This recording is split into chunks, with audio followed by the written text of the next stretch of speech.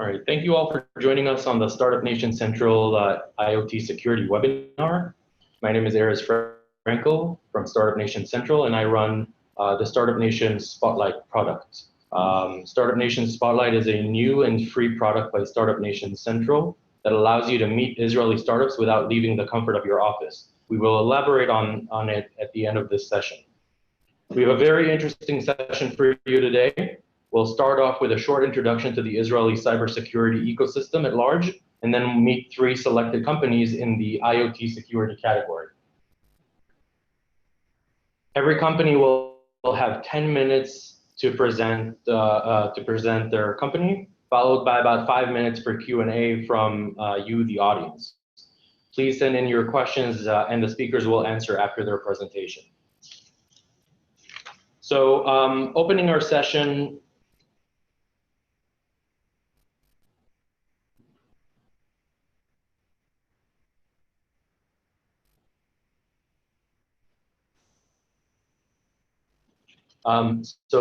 presented is the agenda. We will open our session with a short intro and overview of the cybersecurity sector in Israel from Mr. Nir Falevich from he's the cybersecurity sector lead at Startup Nation Central.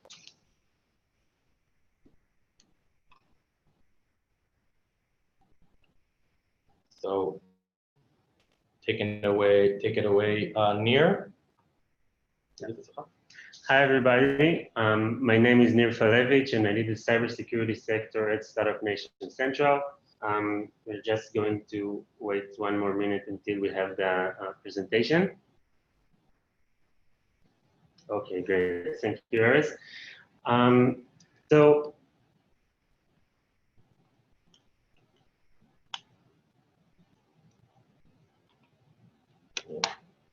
there are many things in our agenda for today, and I will start with a quick overview on the Israeli innovation ecosystem, and then we will continue to our next part of the webinar, which is dedicated for the experts, those who innovate in the field of IoT security. Feel free to send us any questions during this session, and we will answer in the end of each part. So without further ado, let's start.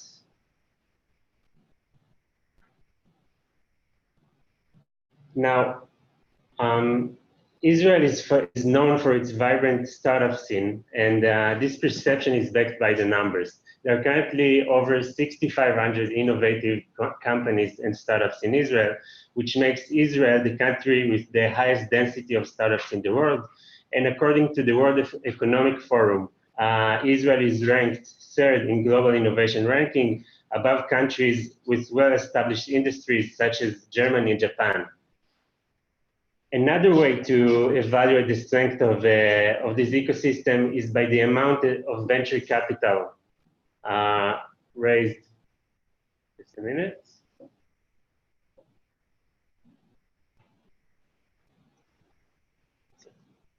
Okay, here we can see it. The amount of venture capital invested in it. As you can see, Israel receives more venture capital per capita than any other country in the world. Also in absolute numbers,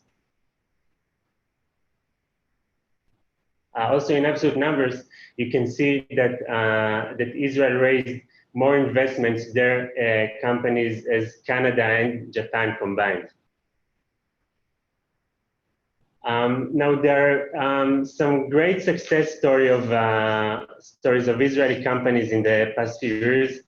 And I think we can say that there is one sector that succeeds in attracting much of the spotlight, and this is the Israeli cybersecurity sector.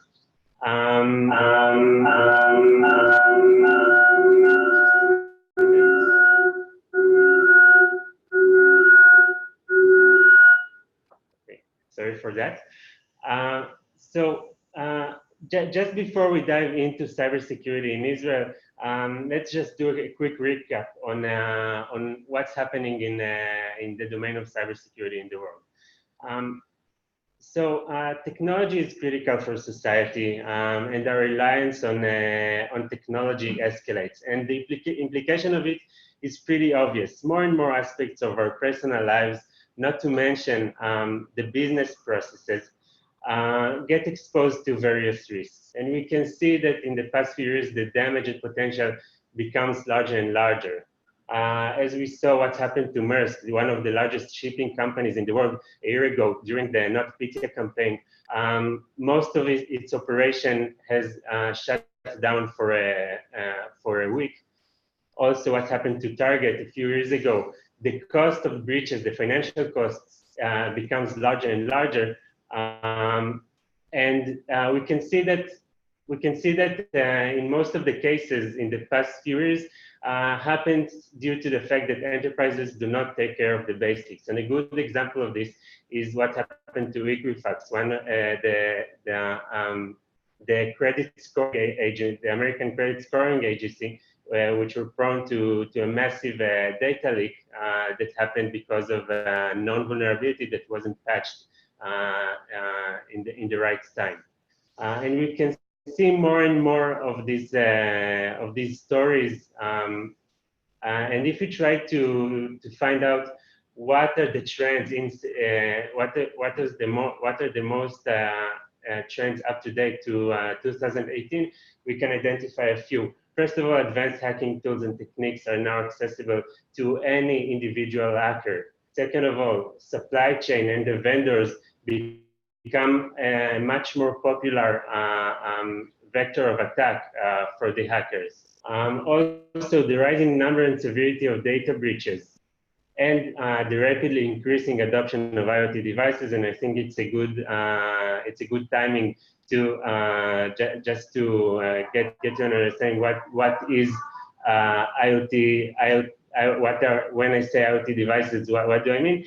These are all of the devices or traditional devices that are now have connectivity capabilities, such as automotive, medical devices, industrial control systems, and also our consumer products that we connect to our enterprises networks.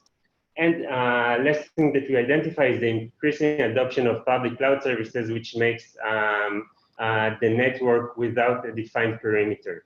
Now, in this session, we are going to speak about the adoption of IoT devices and the risks in it, because of the fact that we see more and more enterprises put a lot of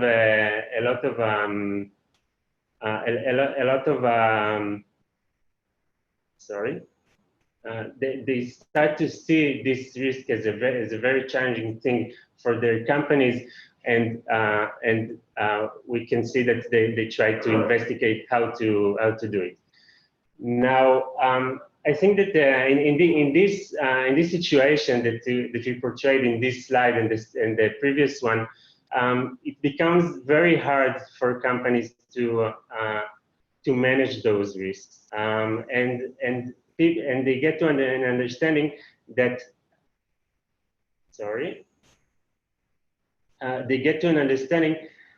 that they expect for the breach to come, and this is the current mentality of enterprises.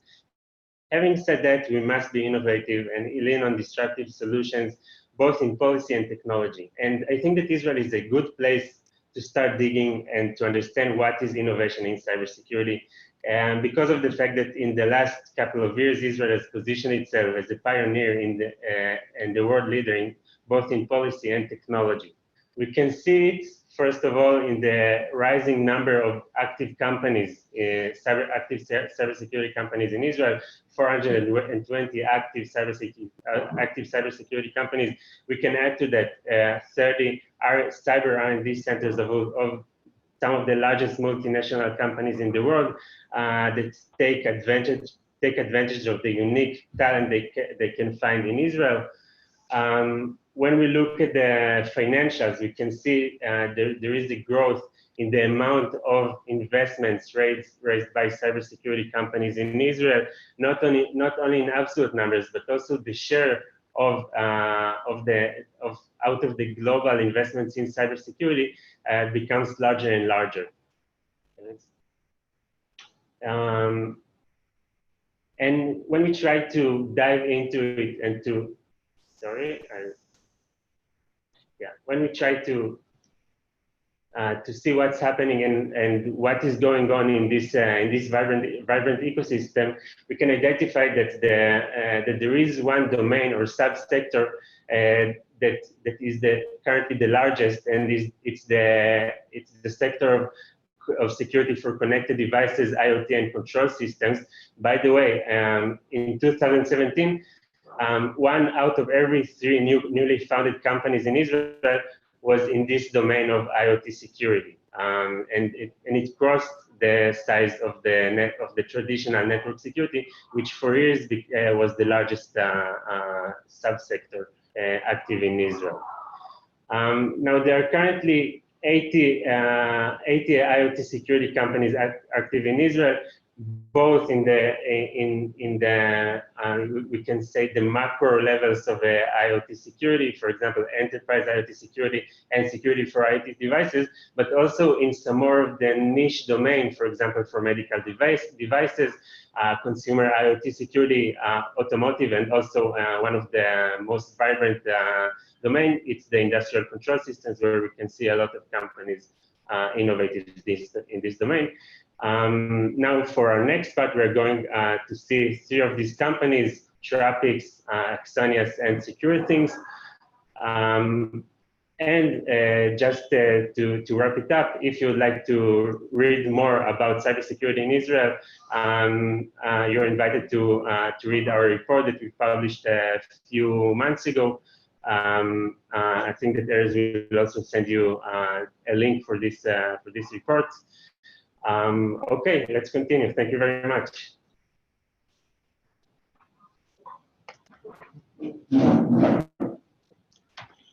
Thank you very much, Nir. Introducing our next speaker, Mr. Yotam Gutman. He's the VP Marketing at Security Things. Hold on, he's with us right now. Security Things is a company that offers cybersecurity solutions. We'll bring your slide up in a second. Hi everyone, good evening, good afternoon, or good morning, depending on your time zone.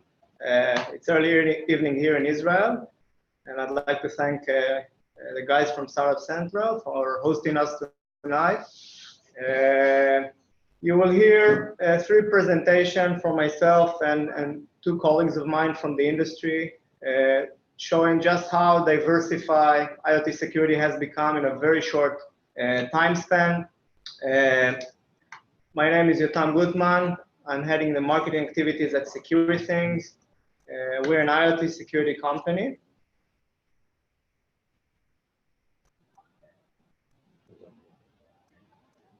And we were founded in 2015, which kind of preceded this large wave of IoT security companies before people realized there was a threat. And we were subject to people saying to us stuff like, we're not concerned about our toaster attacking us, and all sorts of jokes. And then Mirai botnet attack came along, and everything changed. And now the world realized there is a big threat that is part of the new ecosystem of connected devices. So our focus as a company is really to deliver security for real-time monitoring of these devices and make it as seamless as possible. In that regard, we are slightly different than the companies you'll hear after us. They have a focus on the enterprise, while we focus more on securing device and helping IoT service providers. And that just shows that IoT is a big, diversified field, and it's only getting more specified as we go. So when we talk about IoT devices, we focus on small devices that have compute power that can run Linux OS, and we focus on these markets where we find there is a greater need or understanding of security. So physical security, connected buildings, smart cities, consumer devices, and recently Industry 4.0 is where we've had the most traction in deploying our solution, where people realize the risk to these devices. what are the threats to IoT devices? Again, we are focusing on the devices themselves. So devices can be manipulated by insiders. They can be recruited to a botnet and then utilized for large-scale attacks, or work very hard to expand these botnets. They could be infected with malware that can have great impact on the device itself and its function. And they could be hijacked, meaning used by someone not from within the organization or within the network. What happens to an IoT device when it becomes infected with malware? First, we see a degradation in performance. These devices are meant for specific use with specific threshold. And when malware infects the device, we see that the device works much harder. The CPU consumption, the power, the bandwidth. It also infects its availability. And we are seeing also software crashes and disconnection. Maintenance becomes a problem. IoT as a whole runs on thin margins, and the companies who support that and offer that as a service have big issues with actually sending technicians to the field. It costs a lot of money, and with large scale of deployments, and we're talking in hundreds of thousands of devices, it becomes quite a commercial issue. Availability means that these devices are choked. We've seen devices that communicate 100,000 times a day when they should really be connected or communicating several times an hour, meaning that now they are a choke point or a bottleneck for this deployment, and they're not available. When you talk about physical security, smart city, these critical systems have a built-in SLA. They need to be available when people want to actually look at the camera, and that's a big issue for the end customers. And the last point is liability. This is something that has not happened yet, but we're likely to see a lawsuit. We're likely to see regulators honing in on this sector, as these devices will be used for large-scale attacks. Their owners, there could be a service provider with hundreds and thousands of connected devices, and they could really be liable for that attack or for a privacy breach that is related to such attack. So with this in mind, we take a look at what is the difficulty of securing these devices, and it becomes quite obvious that you cannot take traditional security solution and adjust them. So all the companies you'll hear today have specialized solutions for IoT, and that's for the reason that they are very different from traditional IT.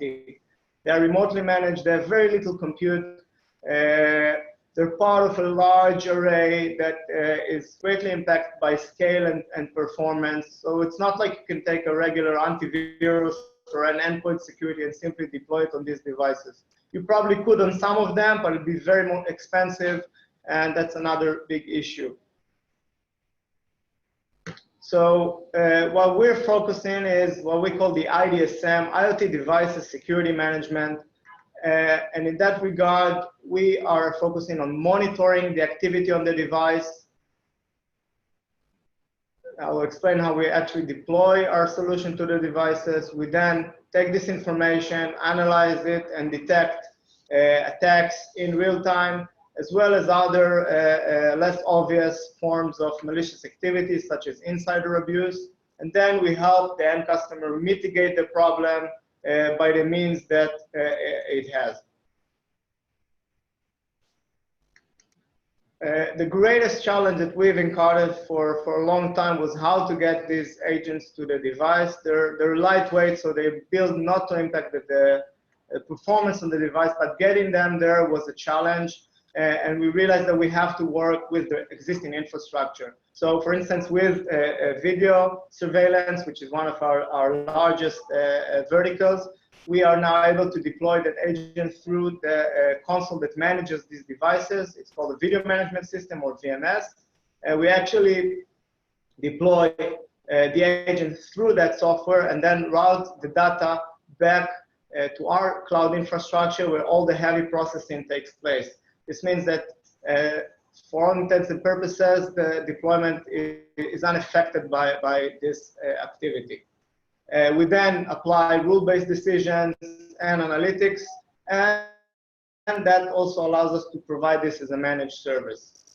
The end customer receives the benefits of real-time visibility, the ability to investigate into alerts, decide on predefined policies, for instance, to disconnect a device that has gone rogue, has been infected, and get a summary of all the activity, whereas today, really, they have zero visibility into what's going on into their devices. So it's a very big improvement on the situation today.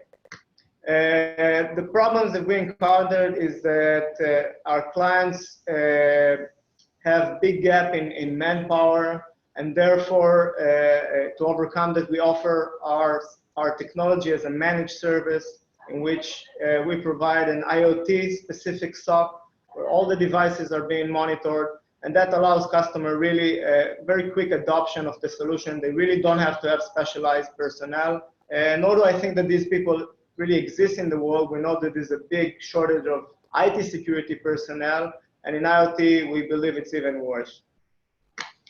Just some case studies of different verticals where we deployed the solution and encountered. So with physical security and video surveillance in specific, we were deployed on a large-scale cloud platform. We found all sorts of malicious insiders, people from that service provider, service center, accessing cameras. We know it's a big issue now that GDPR is looming. In a smart city where we were deployed on IoT gateways, we found that the gateways were infected with malware and almost inoperable due to the access consumption. And with the connected consumer device, we saw a lot of rogue activity, meaning devices that were compromised, that were used to siphon information and IP from the customer. So really a host of use cases and threats to these devices. To summarize, IoT is a big world. We decided to focus on several verticals, although the solution is not vector specific.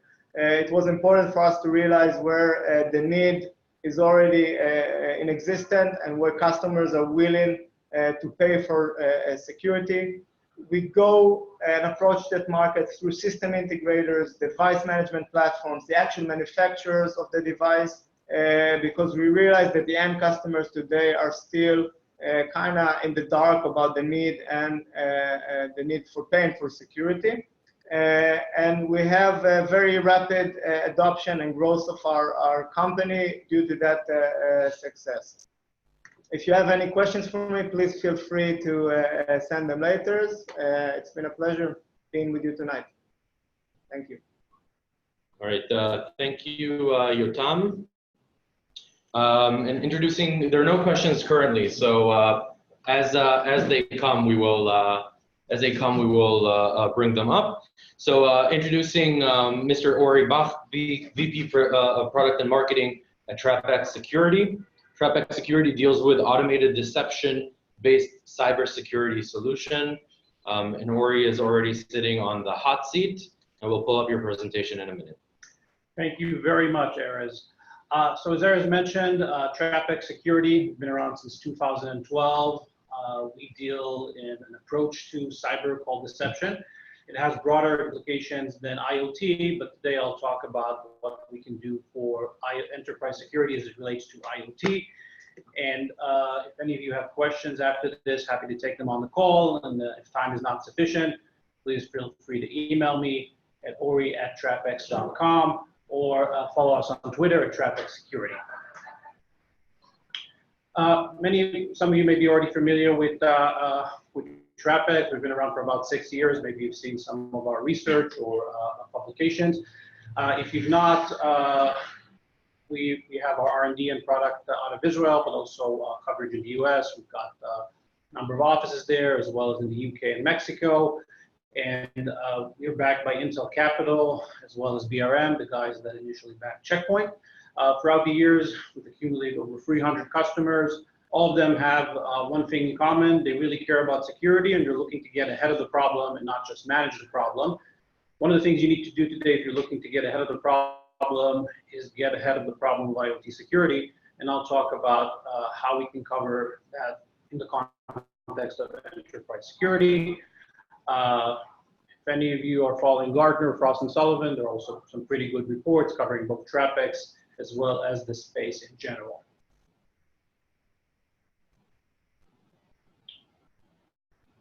Okay. All right. Let's talk about what IoT security is, not for us, the security professionals, but for the attacker. And what it is for an attacker that's focused on the enterprise is another way in. Ultimately, they have a certain goal to accomplish, which is to make money, to cause damage, to steal certain data, and they need to get in. They can get in using phishing tactics, classical tactics, they'll do that. They can get in any other way, they'll do that. And suddenly they have this great new option, which is IoT devices. Most of the security departments we work with have not really gotten their hands or grip over IoT. Either they're not aware of what they have, or there's not a good process or as good as it exists in IT security to secure those devices. And therefore, this is an attractive thing for an attacker, either if he's targeting a specific enterprise, looking at the enterprise space in general, or some enterprises just have a large footprint of IoT devices, and if you're just looking to hijack them, that's also an attractive value proposition from the side of the attacker. And what's lacking in our perspective today is really visibility, right? It's just knowing that it happened. If you don't know that it's happening, you get dwell time. And during those days, weeks, months, this is really where the bad stuff happens, where attackers gain persistency, where they map up your enterprise, where they steal data. If there is an attempt to breach, even if they've gotten inside the network, but you have that immediate visibility, then obviously the damage would be non-existent or much smaller. We at TrapX attempt to eliminate dwell time. We do so by forcing the hand of the attackers, trying to flush them out, making them reveal their presence, and provide highly accurate technical data telemetry regarding there is a breach, what is the technical nature of the breach, how is the attacker moving, how did he get in, and that is really actionable information that you can feed into other security tools and kick the attacker out. So that's ultimately our purpose. In a minute, I'll talk about how that applies specifically to the aspect of IoT. Just to explain how we do so at a very high level, this is a 10-minute presentation. We do so by introducing two elements into the network that do not naturally exist in it. First of all is bait, essentially clues that would cause malware or a person looking to map the network, perform reconnaissance, in essence, the data gathering required for any attack to proceed past its initial stage. We mess with that process by injecting fake data. This is just passive data configuration, things that, that the attack or malware, as it may be, would use to take it next step. The purpose is really to divert the attacker away from the real high value assets into our set of traps. This grid of trap essentially represents any kind of network connected device, ranging from your standard IT equipment, your laptop servers, even network switches, but more pertinent to this discussion, also different types of IoT devices, printers, cameras, whatever it is that exists within the enterprise. If the attacker is targeting that, we want to give them the sense that our traps are actually those devices. In essence, think about this as a shadow network. Any touch those traps, obviously, is a very binary alert. Those are non-existent assets. There is no business process or legitimate purpose to touch those cameras, printers, whatever they may be. So any touch is obviously something that would show you that there is a misconfiguration at best, but probably an actual attack, unauthorized access, or any kind of malicious attempt to exploit the devices.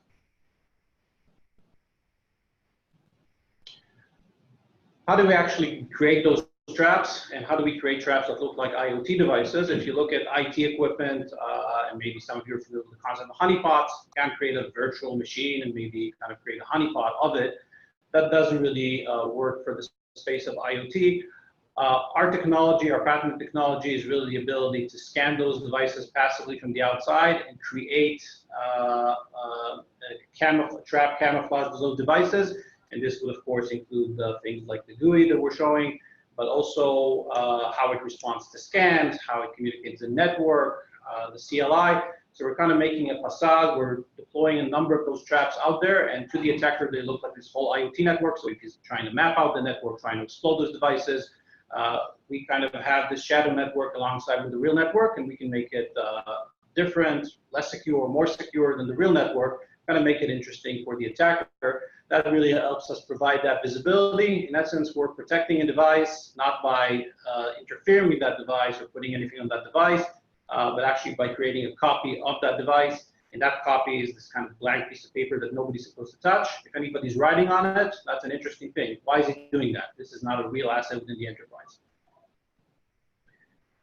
It all comes up to this. On the one side, you have a network connected camera. In this case, we've chosen an access network connected camera that exists in some enterprises, a real one. And on the other side, there's our trap camouflaged as a network connected camera. Take a minute, try to figure out if you can tell the difference. You can't tell the difference, neither can the attacker. Think about this not as a single trap, but as this whole array, hundreds of those deployed throughout the network.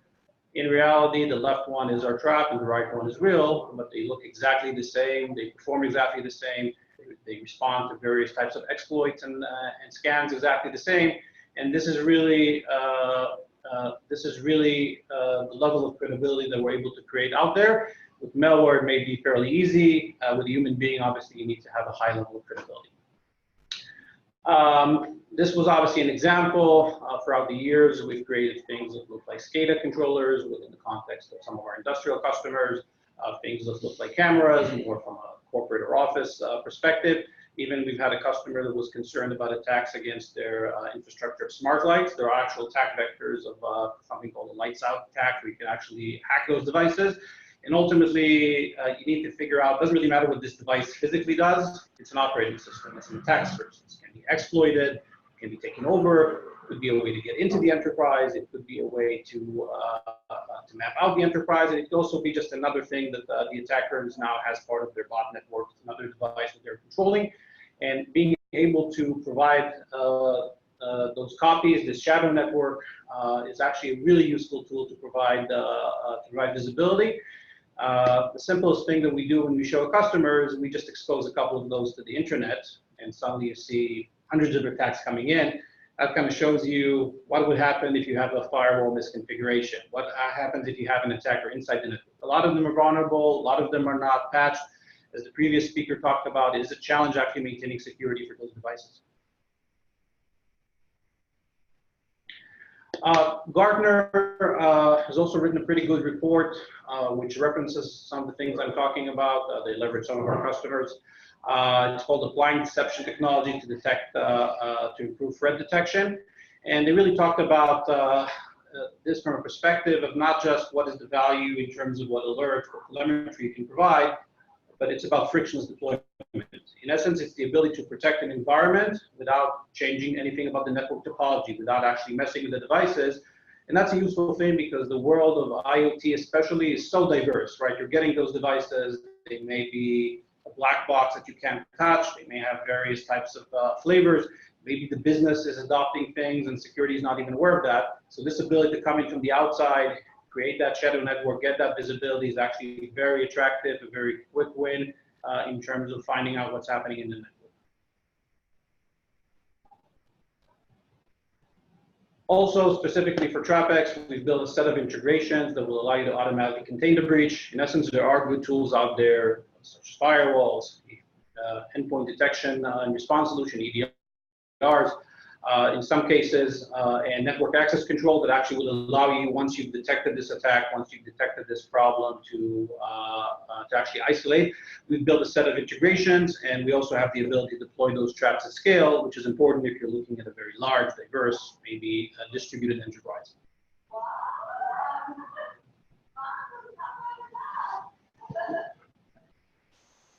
There are a number of case studies. I can't cover them for because of the time limitation. All of you are welcome to go to trapx.com/lab, just trapx.com, just click on the research button. We found things that are ranging from your kind of standard malware to malware that was actually tailored to hit a specific type of IoT device. Very concerning one was one that was actually targeting MRI machines, so medical imaging machines. And a lot of the stuff that was mentioned before, it affected performance, it affected some of the safety controls in that machine, the ability to maintain that machine. So really interesting and a little bit scary research. We were able to detect that and actually capture the binary and analyze it. as well as some more sophisticated stuff that has to do with nation threat actors. All of you are welcome to download the reports. Whatever our customers allowed us to make public, we made public. And again, I realize that this may be a little bit superficial, but in the interest of time, I want to talk about one specific case study. In essence, we found this attack vector called medjacking, and this attack is definitely simple, and it specifically targets healthcare. A lot of the devices within healthcare, a lot of the medical devices run legacy operating systems. Somebody figured that out. They built tailored malware to hit on those medical devices, specifically PACS, which is a component, an imaging component within medical protocol, and an imaging component within medical devices. And they just figured out that this could be exploited and a way to get into into a hospital. And obviously, what they want to get to is medical records, financial records, the good juicy stuff. So this is a way in, not necessarily looking to hurt patients. That may be an unfortunate side effect. To kind of demonstrate how our approach would cover that, what we would do is introduce some of our traps camouflaged as MRI devices, as those PAC servers, as different types of print servers. And this same attack, as it's happening, the stage one, and the attack is, this is malware. It's trying to map out, okay, where are those devices? It's going to recognize our traps as those types of devices, infect our traps. So we now know that this is happening. We've captured the binary. We can perform analysis of that binary, understand what it does, static analysis, dynamic analysis, so specific things that can actually allow you to combat that threat. And once we've done that, and the SOC team has all that information, we can also feed it into various types of security tools. For instance, think about the capability to cut off the command and control from the firewall, right? So immediately this attack becomes less dangerous because it's hard for the attacker to get the data out. And also you can work with the vendor to clean up those devices to make sure that they're happening. So I know I kind of just touched on this topic. It's a very exciting, interesting topic, right? How do you trap the bad guys? How do you think is the bad guys? How do you create attack surfaces that the bad guys would actually go after? We would love to engage any of you in conversation, and actually want to give my personal email, Ori, O-R-I, at trapx.com. So if any of you have questions that I can't get to during this session, happy to do so offline. And if you're based in the US or elsewhere, I'd be happy to connect you with our local teams. So Ori, we actually do have a question for you. One of the viewers is asking, what are the unique features of IoT devices that the attackers take advantage of, and how does that differ from more traditional assets in the network? That's a great question. Obviously, there are a lot. I'll talk about what's most common. So first of all, it may not be running an up-to-date operating system or even an enterprise operating system, because the business may have adopted this without actually going through the process that an IT asset would go through. So that's the first thing that obviously for them it's great, because like some generic exploit that probably wouldn't work on your latest and greatest Windows or Linux that are being managed. The second thing, it's typically not managed, meaning that it's not going through the regular processes of patching and monitoring. They know that, they can go after that. After that, there's some other interesting stuff that may be related to the device itself. If you hack a camera, you can see a video of the camera. There's actually a YouTube channel in Russia where the single thing that they put in is hacked cameras, and they kind of show that. So that's funny for them, I guess. But obviously, if you hack into an enterprise and you're inside the camera, then there's some good stuff that may come out of that. So there's a lot of other things, but overall, it's the fact that it may not be an up-to-date or enterprise operating system. It may be or probably not managed as the regular IT assets, or have unique protocols that the enterprise doesn't really know how to monitor and deal with, unlike standard servers and web protocols and other types of things. There's pretty good understanding within the security team as to how to manage that. All right, thank you very much, Ori. I just want to remind our viewers that on the bottom of your screens, there's a Q&A button that allows you to ask questions for those of you who are not familiar with that. So we will now introduce to the hot seat Mr. Dean Sisman, the CEO and co-founder of Exonius. Axonius is a device security and management company. So take it away, Dean, and your presentation is going to be up in a minute. Okay.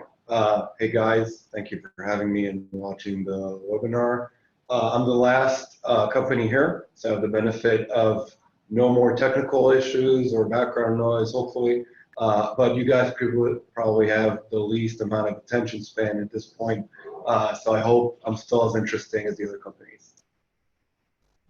Yeah.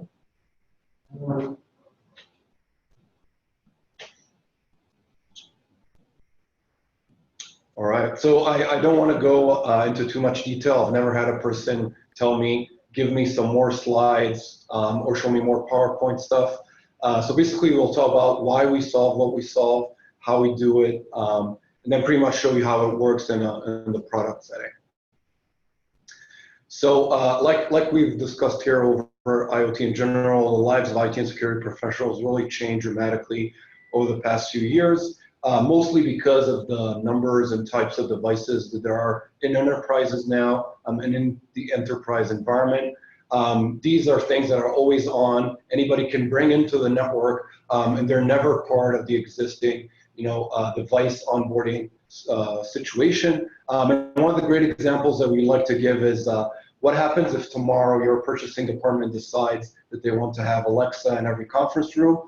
If you're a security executive or security engineer in your company, I'm sure that once you've learned of that fact, it'd be extremely difficult for you to understand, well, what do I do now with this news of this device coming into my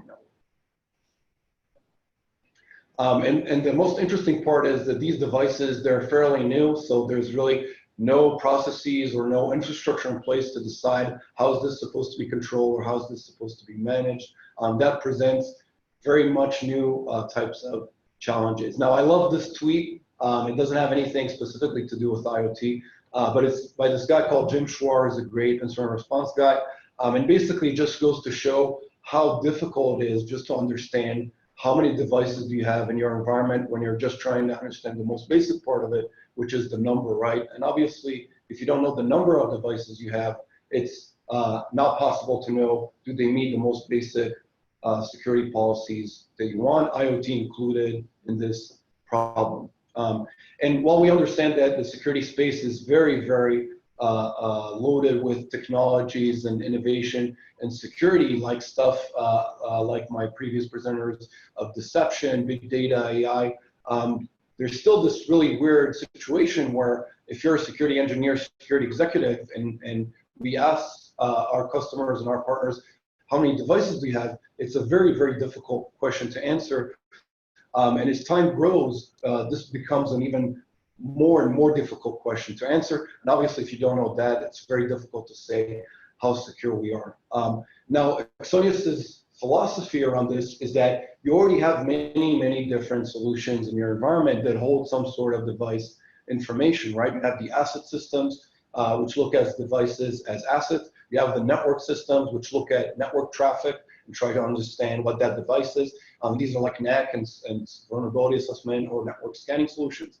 There's the authentication systems that say these types of users are authenticating on these types of devices. And then there's the agent systems where they're trying to control a specific aspect of a device, whether it be security or patching or infrastructure. And the problem with that is that all of these different solutions hold a piece of the puzzle. In order to understand what really is the status of each device and does it meet my security policy or not, you need to understand all that information in one place and in a consolidated way. So basically what you want to do is be able to view and cross-correlate all the different device information into one place and be able to ask, the very seemingly simple questions around each device in your environment. Is it a known device and is it managed? Was I allowing it to go into the environment, or is it something that somebody brought in that I didn't want to be part of my network? Where's the device physically? Who owns it? Who's the user? Who's in charge of it? Is it up to date? What kind of software does it have on it? And does it meet my security policy? For example, does it have the right network configuration? Is it on the right network? Do I allow the right set of users to log into it or view it, etc. And when we're talking specifically around IoT devices, we see that this becomes a bigger and bigger problem. Even for the managed ones, we get a different dashboard for each kind of IoT device, and these become very fragmented and not consolidated into whatever you're trying to do in order to meet your security policy around devices. And basically what Exonius tries to do in one sense is to say, let's see all the devices for what they are, whether they're an IoT device that somebody brought into the network, whether they're a virtual Linux server, whether a Windows laptop that some employee is using. And basically the way we do that is by saying, let's already utilize the existing infrastructure of the device information that you have. And instead of trying to do things like install more agents or trying to divert all the network traffic into one place and still getting an incomplete answer, what we do is we say, give me the ability to connect into all the existing solutions that you have. I will know how to pull the device information from them in a structured way, and then be able to say for each device, all the different properties that it has. Here's an example of a Windows virtual machine where we see it connected from VMware, we see it connected from Active Directory. We know which network switch it's on through Fortinet. We see it being scanned by the vulnerability assessment of Tenable, and it has a McAfee EPO agent. And from each one of these adapters, as we call them, we see every single aspect and property of the device and able to ask all those questions around device policy. Now, the most interesting part as part of an IoT webinar here is to say, how do I know what's the IoT devices that people are connecting into my environment? Are these things IoT devices that I want to allow? Do I want to disallow them? Or at least do I want to get alerted to be able to monitor what's the kind of things that I'm seeing? And here's an example of us asking, show me all the unmanaged devices in the environment. Then we see the list of kinds of things that we can see, like mobile devices like iPhones and Androids. The most interesting part here that I like is the conference smart TV, which is run by LG WebOS, which is actually something that we found in our own office environment, which we didn't know that TV is part of the Wi-Fi. The installer put it on there, and we didn't even know about it. And we started discovering a lot of other interesting stuff, like the webcam that was part of our network, and even the alarm system somebody connected to the LAN, but we didn't know about that.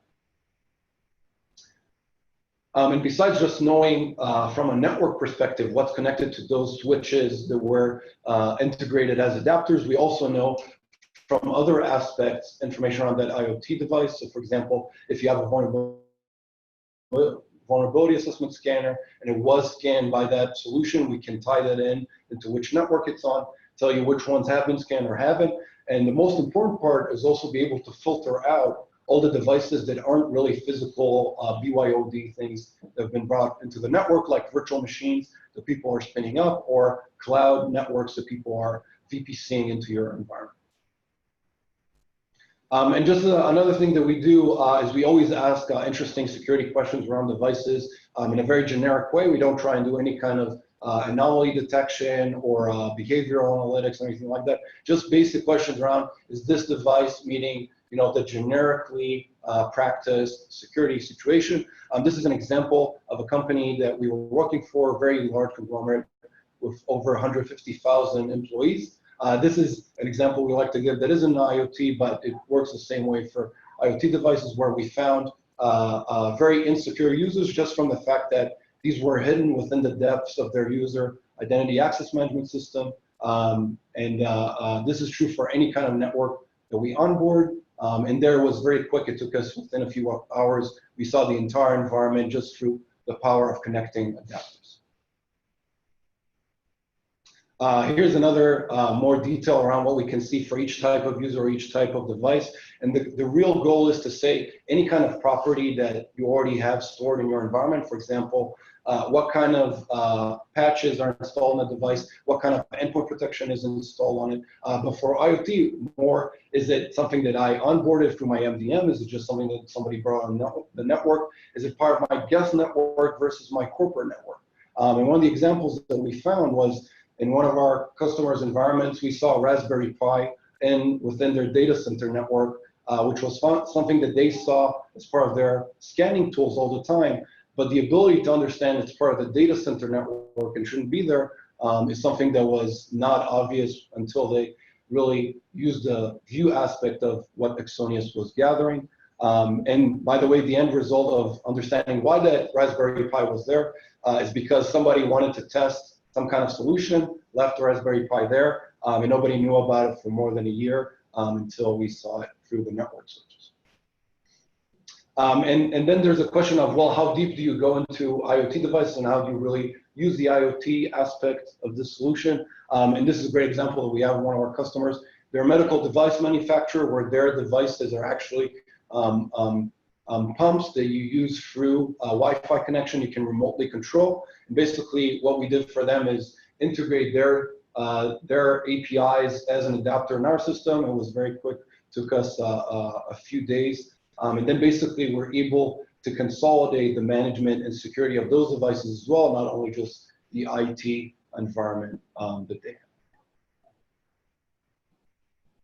And one of the things that we always tell people is, or we always end up seeing with our customers is that they always say, I wish I did this sooner. And basically it all comes down to the understanding that asset management is the most fundamental bedrock of security. If you're looking at device control, network segmentation, patching, everything is related around understanding what kind of asset you have. So many times we see that the big changes or IT initiatives or security initiatives that happen in organizations would have benefited from using a great asset management as a basis for it.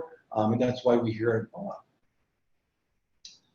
Thank you. We'd be very happy to answer all your questions or any kind of other thing that you're interested in learning about Exonius. And thank you for listening.